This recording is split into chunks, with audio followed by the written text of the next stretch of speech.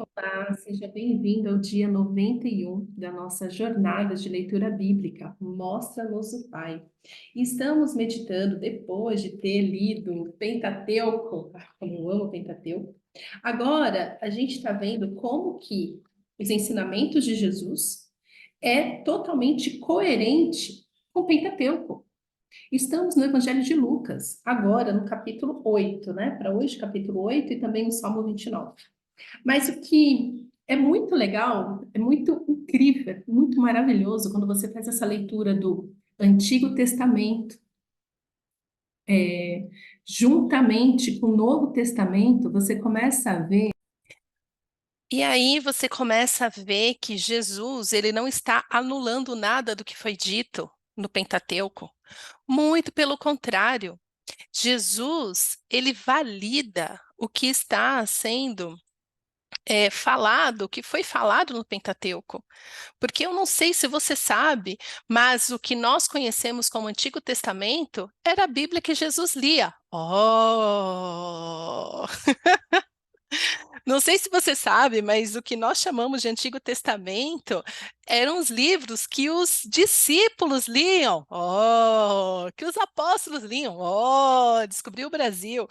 Mas quando você para pensar nisso, se você parar para refletir, fala, uau, então assim, os ensinamentos de Jesus é 100% coerente. Jesus não veio para anular. Ai, Jesus anulou a lei. Não. Ele veio, na verdade, falar assim: olha, eu vou te ensinar a viver o modo que Deus sempre quis que você vivesse, né? Então, por isso que é tão maravilhoso. A gente terminou de ler Pentateuco, que agora nós estamos no ensinamento de Jesus, que é 100% coerente. E bora lá. Capítulo 8, a partir do verso 1, nós lemos. Depois disso, Jesus ia passando pelas cidades e povoados, proclamando as boas novas do reino de Deus. Os 12 estavam com ele e também algumas mulheres que haviam sido curadas de espíritos malignos e doenças. Eu dei muita ênfase, né, nos espíritos malignos.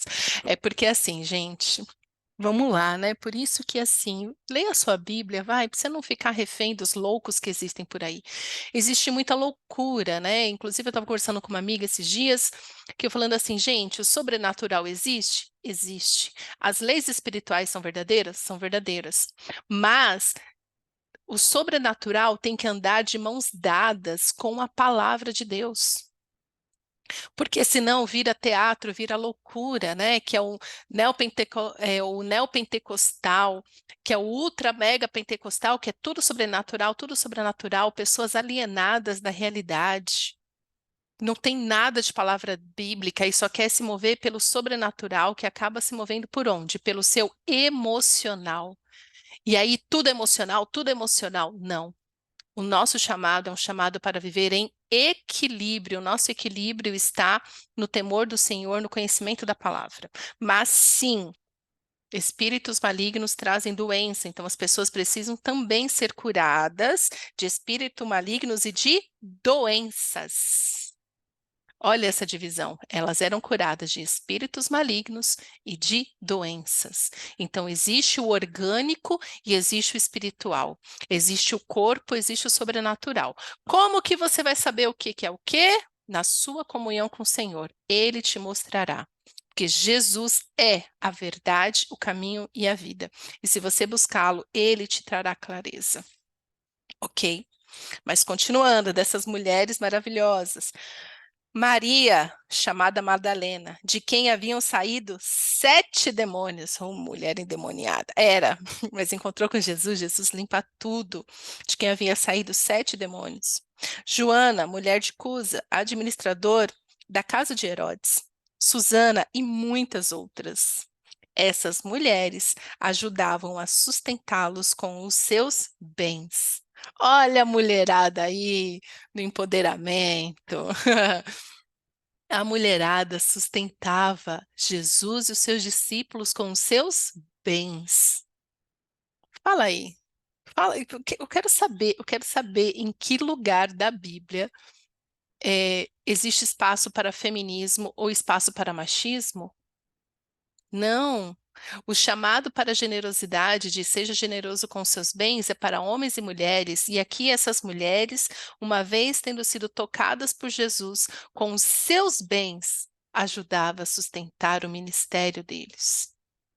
Olha que coisa incrível, é maravilhoso. Verso 4: Reunindo-se uma grande multidão e vindo a Jesus, gente de várias cidades, ele contou esta parábola. O semeador saiu a semear. Enquanto lançava a semente, parte dela caiu à beira do caminho, foi pisada, e as aves do céu a comeram. Parte dela caiu sobre pedras, e quando germinou, as plantas secaram, porque não havia umidade. Outra parte caiu entre espinhos que cresceram com ela e sufocaram as plantas. Outra ainda caiu em boa terra, cresceu e deu boa colheita, a 100 por um. Tendo dito isso, exclamou: Aquele que tem ouvidos para ouvir, ouça. Ou seja, pode ser que você tenha ouvidos, mas não são ouvidos para ouvir. Então, começa a pedir para o Senhor, né? Começa a perceber, você tem ouvidos para ouvir? Porque só ouve Jesus quem tem ouvidos para ouvir.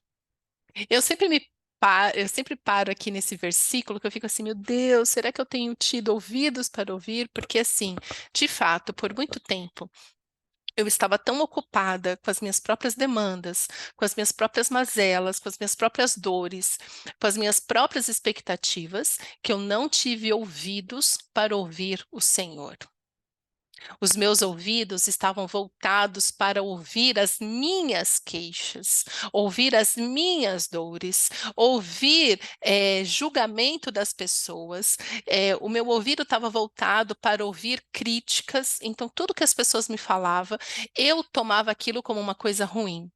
Então, por muitos anos, sendo crente dentro de igreja, né? Não preciso lembrar que eu cresci na igreja, oh meu Deus, quantos séculos perdidos dentro da igreja, no meu caso, mas eu não tinha ouvidos para ouvir Jesus. E é isso que faz toda a diferença. Verso 9. Seus discípulos perguntaram-lhe o que significava aquela parábola. Ele disse: A vocês foi dado conhecimento dos mistérios do reino de Deus, mas aos outros falo por parábolas, para que, vendo, não vejam, e ouvindo, não entendam. Essa é referência a Isaías 6:9, que fala, mas assim, Jesus, olha lá, cadê o Jesus da Disney que fala, ai, é para todo mundo. Ué, que mistério é esse? Por que que Jesus falava em parábolas? Para que alguns poderiam sim, a alguns foi dado conhecimento dos mistérios do reino de Deus, mas há outros que, porque Jesus falava por parábolas, eles tinham olhos e não viam, tinham ouvidos e não entendiam. Por quê? Ai, que Jesus malévolo. Ai, gente, não quero mais ler Bíblia, não. Isaías 6:9 já tinha predito isso. O que isso significa? Acabei de falar sobre pessoas que têm ouvidos, mas está tão ocupado com a sua própria vida que não ouve Jesus. Então, por quê? Porque assim, quando você ouve uma parábola e você busca o entendimento daquilo, o conhecimento daquilo, lhe é dado. Mas o problema disso daqui, dos que veem e não veem, do que ouve e não entende, são as pessoas que querem traduzir dentro das suas próprias definições de verdade, e não a verdade absoluta que é Jesus. Entende? Então não é de acordo, ai, que Deus escolhe. Esse eu quero, esse eu não quero. Não, Jesus, Deus não faz acepção de pessoas, mas Deus faz acepção de corações. Um coração que se volta para amar o Senhor, para buscá-lo, para entendê-lo, é dado a essas pessoas o conhecimento, o entendimento dos mistérios do reino de Deus. Mas aquelas pessoas que querem viver no pecado, que querem fazer as coisas do seu próprio jeito, que se orgulham da sua vaidade, que se orgulham do seu coração duro, a essas pessoas não adianta. São pessoas que têm olhos, mas não veem, têm ouvidos, ouvem, mas não entendem. Por quê? Porque não querem. Porque o coração dessas pessoas está voltado. Então, o Senhor, por ser justo, ele fala assim: é isso que você quer? Você quer ficar só dentro do seu mundo, vivendo com seus próprios demônios? Fique aí. Você pode fazer o que você quiser. Então, essa ideia de que, ai, Deus vai lá, quebra muros, nananã, daqueles que suplicam, aqueles que clamam pelo Senhor, esses são resgatados, esses têm entendimento. Mas aqueles que querem ficar inundados dentro das suas próprias trevas, Deus os deixa ali. O Senhor nunca vai te obrigar a amá-lo. Porque senão não é espontâneo, a obediência tem que ser espontânea, a obediência é algo que nós damos para o Senhor. É a única coisa que conseguimos dar, né? Ele que já tem tudo. Mas a obediência, a reverência, é isso que nós damos para o Senhor. O Senhor não vai te obrigar, falar assim, eu falei, agora você vai obedecer de qualquer jeito. Não. Mas a desobediência, como nós lemos lindamente em Deuteronômio, a desobediência traz consequências. E a consequência da dureza do coração é justamente isso. Então, por isso que Jesus fala: a vocês foi dado conhecimento dos mistérios do reino de Deus. Por quê? Porque eles estavam sedentos. Jesus falava, eles queriam mais, eles queriam seguir a Jesus, eles abandonaram tudo, eles deixaram. Vamos entender, esses discípulos, eles deixaram tudo para trás para seguir Jesus. Eles deixaram seus trabalhos, eh, sua reputação para seguir Jesus.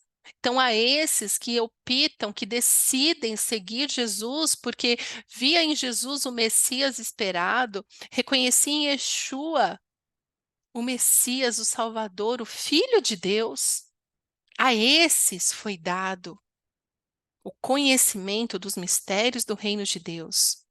Mas aos outros que só estavam ali para satisfazer as suas próprias vontades, aqueles que só queriam sugar Jesus, aqueles que só queriam continuar fazendo as coisas do seu próprio jeito, a esses, não foi dada explicação, porque eles não queriam explicação. Isso aqui serve para mim e para você. Sabe por quê? Porque às vezes você está tentando contar para as pessoas sobre os mistérios maravilhosos do reino de Deus, mas a pessoa não quer te ouvir. Não. O reino, Jesus, é para quem quer, para quem entende. Mas aí que entra a sabedoria dos tempos e discernimento de que o nosso trabalho é sempre pregar as boas novas. E aqui Jesus continua, né? Verso 11: Este é o significado da parábola. A semente é a palavra de Deus. As que caíram à beira do caminho são os que ouvem. Então vem o diabo e tira a palavra do seu coração, para que não creiam e não sejam salvos. É forte, igreja. É forte. 13. As que caíram sobre as pedras são as que recebem a palavra com alegria quando a ouvem, mas não têm raiz. Creem durante algum tempo, mas desistem na hora da provação. As que caíram entre espinhos são as que ouvem, mas ao seguirem seu caminho são sufocados pelas preocupações, pelas riquezas e pelos prazeres desta vida e não amadurecem. Ah, mas as que caíram em boa terra são as que, com coração bom e generoso, ouvem a palavra, a retêm e dão fruto com perseverança. Eu vou falar uma coisa para vocês, que para mim é motivo de muita oração, para mim, que estou, né, que tenho esse chamado de ensino, é, eu olho muito o coração. E eu peço muito temor ao Senhor para entender isso. A semente eu sempre lanço, porque a semente é a palavra de Deus. Eu tenho muito forte isso comigo, né? É um compromisso que eu tenho, o meu compromisso pessoal com o Senhor, de sempre dar um conselho segundo a palavra de Deus, sempre trazendo a palavra de Deus, né? Esse, para mim, é a minha prioridade máxima em todas as minhas conversas. E aí, tá, mas eu estou jogando essa semente, aí eu tenho que ter discernimento que algumas sementes que eu estou lançando vai cair à beira do caminho, porque não é sobre a semente que eu estou lançando, mas é sobre quem está ouvindo. Por quê? Porque a primeira, a que cai à beira do caminho são aquelas que ouvem, mas assim, o diabo vem e rouba. Olha isso, o diabo vem e tira a palavra do seu coração. Uau, é muito forte isso. E as pessoas negligenciando, assim, os acessos que o diabo tem na vida de uma pessoa. Por isso que eu tenho me dedicado tanto a falar sobre obediência, vida e santidade, porque eu já estive nesse lugar de ter a palavra roubada do meu coração. Já estive, eu já tive todos esses solos aqui. A palavra vinha, caía na beira e o diabo vinha e roubava. Como que ele rouba? Com as suas mentiras.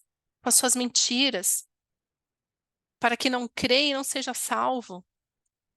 Porque uma vez que você começa, que você crê realmente no Senhor, você é salvo, porque a crença vem casado com a prática da crença. Não existe crença filosófica, eu creio da boca para fora, mas o seu coração não crê. Já também passei por isso na minha própria vida. Então, caíram sobre pedras são os que recebem a palavra com alegria quando ouve. Nossa, você vai para aquela pregação, nossa, que pregação maravilhosa. Hoje a palavra falou comigo, mas não cria raízes. Caem, creem durante algum tempo, mas desistem na hora da aprovação. Na hora da aprovação vem o medo e fala assim: não, cadê o meu Deus? Meu Deus me abandonou, então eu tenho que fazer deixa eu fazer aqui uma feitiçariazinha branca que me ensinaram, que se eu pular 3 ondinhas, dá sorte. Ai, se eu pedir para São Longuinho, ele me ajuda a achar as coisas. Eu estou dando uns exemplos muito toscos, porque a feitiçaria ela é tosca neste nível. E aí você está achando que não, tudo bem, tal. Não, chega a hora da aprovação, é a hora que vai ver se aquele culto que você assistiu, que você achou que foi tão abençoado, aquela palavra que falou com você, ela tem vida. Você se lembra de quem é o seu Deus. Eu também já caí nisso, caí feio. Desistia, toda vez desistia do Senhor na hora da aprovação, aí eu buscava lá ajuda com psicólogos, com não sei o quê, nananã, desistia. Aí existe aquela, né, a palavra quando ela cai entre espinhos, né? Ouve, mas ao seguir um caminho são sufocados pelas preocupações. Isso é o que mais nós vivemos hoje em dia, né? Com o evangelho sendo alastrado pelo Brasil, mas é isso, são sufocados pelas preocupações, pelas riquezas e pelos prazeres desta vida e não amadurecem. É o que tanto eu falo aqui sobre uma fé infantil, uma fé imatura, crentes imaturos emocionalmente, imaturos espiritualmente, a palavra de Deus não tem raiz. E eu vou te falar, eu tive que chegar no fundo do poço. Eu cheguei no fundo do poço até o dia que a minha terra, eu falei, Senhor, cura a terra do meu coração. Eu preciso mais de ti. E aí, o meu coração, né? A palavra de Deus começou a cair em uma boa terra. A terra do meu coração, né? O meu coração começou a ser um terreno fértil para a palavra de Deus. São com os que coração bom e generoso ouvem a palavra, a retém, dão fruto com perseverança.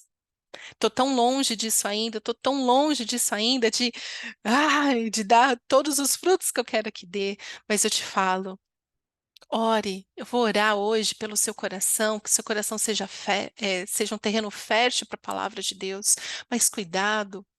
Se você está ouvindo aqui agora, eu creio que ah, existe ainda uma semente dentro de você da vontade de conhecer o Senhor. Conheça o Senhor busque o Senhor enquanto se pode achá-lo. Enquanto se pode achá-lo, porque vai chegar um tempo que não se poderá achá-lo. Mas hoje é tempo de buscar, então eu creio que existe sim uma semente dentro de você, mas você não sabe o que está acontecendo na sua vida. Passa por esse filtro dos terrenos. Um dia mesmo, eu aqui, né, me lastimando, Senhor, tanto tempo de crente, por que que eu vivi uma vida tão miserável, emocionalmente, espiritualmente, materialmente? Nossa, gente, é sério. Eu falo aqui, a lista de desgraças é grande. E aí, lendo a palavra, o Senhor me trouxe à luz isso que eu acabei de falar para vocês sobre a minha própria vida. Quantas vezes, quantos cultos abençoados eu participei, mas depois chegava segunda, terça, quarta-feira e aquilo não vingava. Eu era totalmente acometida pelas preocupações da vida, pelos prazeres momentâneos, participando de tantas rodas de conversa, inúteis, indo em tantos lugares inúteis participando, mantendo relacionamentos que não agradavam a Deus. Por quê? Porque eu estava tão centrada no meu próprio mundo que eu não vi o resto.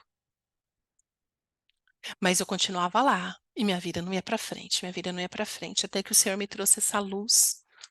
Cadê a sua crença? Cadê a sua fé? Porque um coração, a terra boa é crer na palavra de Deus e praticá-la. Assim, não, por isso que hoje eu leio a Bíblia e falo, não, essa palavra é para mim.